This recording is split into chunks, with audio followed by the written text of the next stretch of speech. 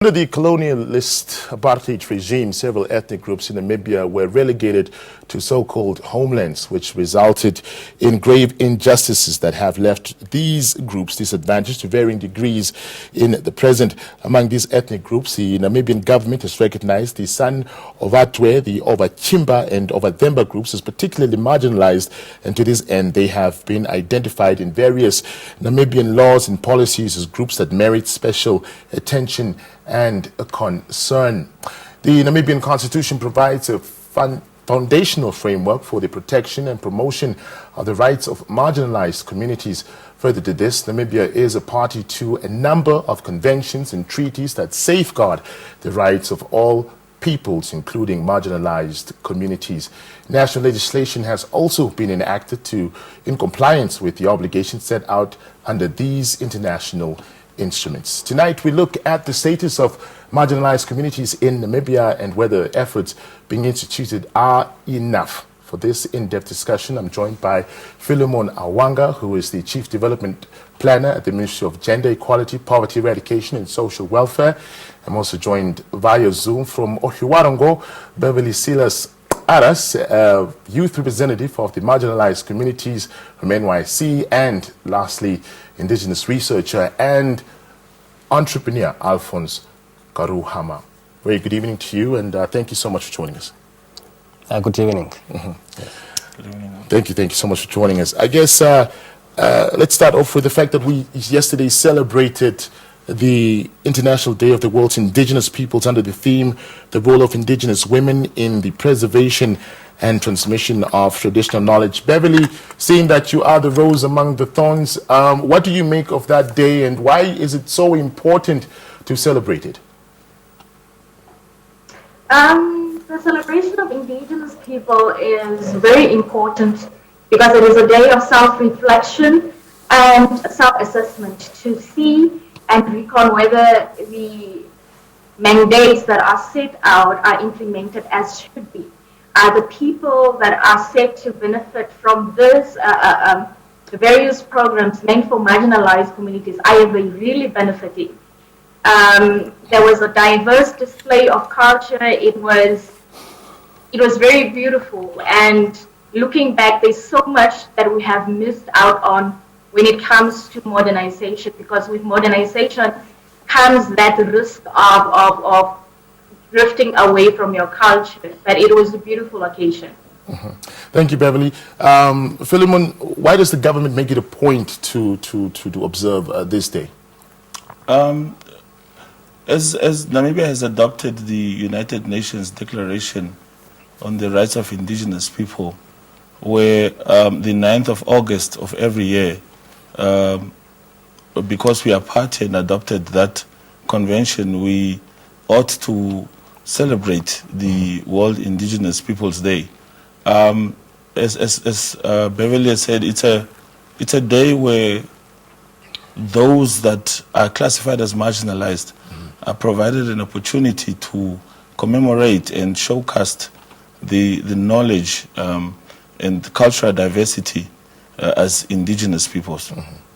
Alphonse, what are your thoughts about the theme that they chose for this year, seeing that you are in your research of indigenous knowledge? How did that theme speak to the current state of affairs as far as marginalized communities around the world, and particularly in Namibia, are concerned? Yeah, thank you very much for it's a good questions, and I have a problem with the terms marginalized. Mm-hmm. My question is, who is marginalizing who? Mm-hmm. And yesterday you had indigenous knowledge, remembrance, celebrations, not a marginalized day. It was indigenous. Absolutely. So these people are not marginalized, but they are indigenous minority. Mm-hmm. They are indigenous people, not marginalized, because then you had to define a term itself. What is to be marginalized? What it mean to be marginalized? Mm-hmm. Is to be excluded socially, politically, economically, by who? Is it by the same government that talk about one Namibia, one nations, or is it something else? So I have a problem with the term itself. These people are not marginalized, but they're indigenous people. We should call a spade a spade. And if you look at their lifestyles and all those things, so I'm happy about the whole day itself, but it brings confusion if you call this group who are dominating the activity in that particular day, marginalized, but you're celebrating indigenous people day. So there's a confusion between the two, what the government is doing and what is the world is saying about these people. Yes. Philemon, you are the government representative on this panel. What are your 2 cents in regarding to what Alphonse just what he just raised now? I think with the Alphonse is right, and over time, it's the thinking of government is in that line. When the program started in 2005, I'm sure the principals in cabinet when they initially started the program was an issue of what is the best terminology to use. And I think back then the word was more of marginalized communities. But fast forward 17 years later, as we were doing a reflection in terms of a situational analysis, we came to a point to say, I think the best terminology and where we are shifting to is indigenous minorities. I think it's just a matter of adopting that terminology or that phrase that we can say it's indigenous minorities rather than marginalized communities. Beverly, what you say is NYC doing in helping better understand the points that were just raised by Alphonse here, saying that look, we can no longer use this term marginalized. Let's rather call the people this indigenous people. How is NYC playing a role in that, in better educating the youth about these terminologies? Yes. With regards to marginalized communities, the society itself, the youth themselves, they are not happy with the term marginalized communities. But because it is the term that government uses, we have adopted our minds in the sense that when it comes to Namibian national level, we use the term marginalized communities. But when we're on international platforms, we refer to it as indigenous people. Now, there is a very beautiful and special program that the National Youth Council has resolved on, and it is to affiliate the marginalized communities youth to NYC.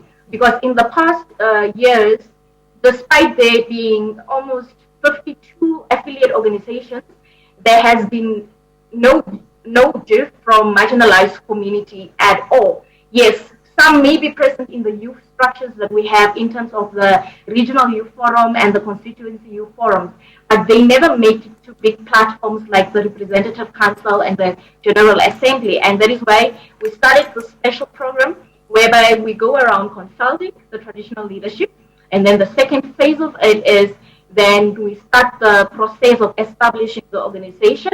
And once we have assisted in the organization's establishment, then we will do leadership training with the youth from marginalized communities. And what is special is, even though marginalized communities are classed under the San, the Ovachimba, and the Ovatuye, under the San, there are a lot of subclans. And as you go out there to consult, you realize that San is just not one general term. There are a lot of subclans under it, and it is very important. Like, for example, in Omaheke, we have the people, we have the IC people, we have the Naron people. So it is very important when we are going about our elective process for the youth organization for marginalized youth that all the subclans are represented and that they at least have a chance at influencing the decisions that Namibian youth make, because it is very necessary that youth from marginalized communities sit at platforms nationally and globally so they can influence. It is better to hear what their struggles are, what they want, if they are given a chance to sit at such platforms. And it is indeed a great honor that the NYC Act has a provision where the Minister of Sports and Youth has that leeway to appoint one person from marginalized communities to the National Youth Council Board. That is a provision that actually safeguards the representation of marginalized communities' youth. Thank you, Bev. Alphonse, looking at some of the interventions that were mentioned by Beverly over there, and looking in the larger scheme of things that the projects the government has initiated, do you feel that enough is being done? I say yes and no. From the government perspective, because the challenge is the terminology that they used. Marginalized, excluded people. So when you are coming to such people, you are coming with a pity, with aids to help them because they are excluded economically, politically, and all those things. But when you term the people that are indigenous communities, it's a different game. Yeah. Because you are coming to people who have knowledge systems, who have been living in this land for hundreds of years or centuries. That means they have survived different problems that they have been facing. So the indigenous people have their own knowledge systems. So we come to them and learn from them. But when you come to the marginalized community, so what you come with is aid. And this aid didn't help because the whole terminology destroyed these communities psychologically, their psychology and all those things. As I said earlier when we were preparing, is that when we were growing up, I was also part of the marginalized community because we have papers that we are given as a marginalized to apply for universities. But when you come to a platform, you come as somebody from the excluded who are uneducated, from the uneducated background and all those things. That's what you think in your thinking, and the type of program that comes also, the consultation is not there because people are doing this because of pity, because they say you are excluded, you cannot help yourself, that hey, you have been left behind.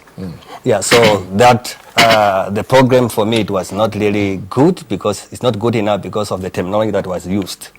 So in other words, what you're saying is that you do not want to be treated like a charity case. Poor shame, let's see what we can do for them, bring them some food. You do not want to be treated in that manner. You want to be treated as people who are also, equal to, to the rest of, like everyone else. That's what you're saying. That's what I'm saying. And if you have a program, let's take, like for the Himba, for instance, when you talk about development, you have to define that development in my perspective, not your perspective. What development means to me. Perhaps for you, you talk about drilling a borehole, making roads and all these other things, having a bricks house. But for me, that doesn't not mean I need 500 kettles. That's what means development to a Himba persons. So when you come to me with aid, you are giving me what I don't want. You are imposing development in your own terminology on me because I have no say in these things. So what is lacking in all this program is consulting with this community, because the consultation in indigenous knowledge research we have a term called co-design. So when you come to the community and you sit together, you bring your ideas, they bring the idea to solve the problem that is at hand.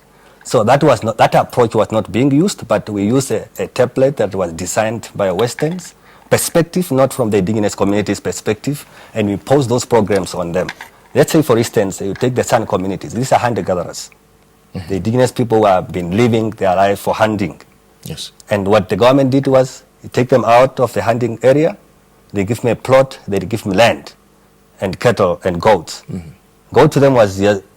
They are not pastoralists. Historically, they're not pastoralists, yes. They are hunters, but you give them goats. What are you doing as a government? So that's what I mean, that the term that they used was wrong. The approach that we been run to was wrong. But if you could, from the beginning, could realize that these people are indigenous, you could approach them and say, this is your way of living, and how can we tailor-make program that can fit these communities? For instance, we have conservancies, for instance. You take a hunters to become a guider, and you give hunting trophy permits to somebody from America to become a trophy hunter, but not to these people. But in my thinking, it could be that we could have different guys from the San community who have been hunter-gatherers for centuries that could get this permit and tailor-make, maybe the government can tailor-make program that can have these people have access to permit to become hunters. Because you take them from the forest where they've been eating from this wildlife, but they are guiding these people for someone from Europe to come and hunt for them.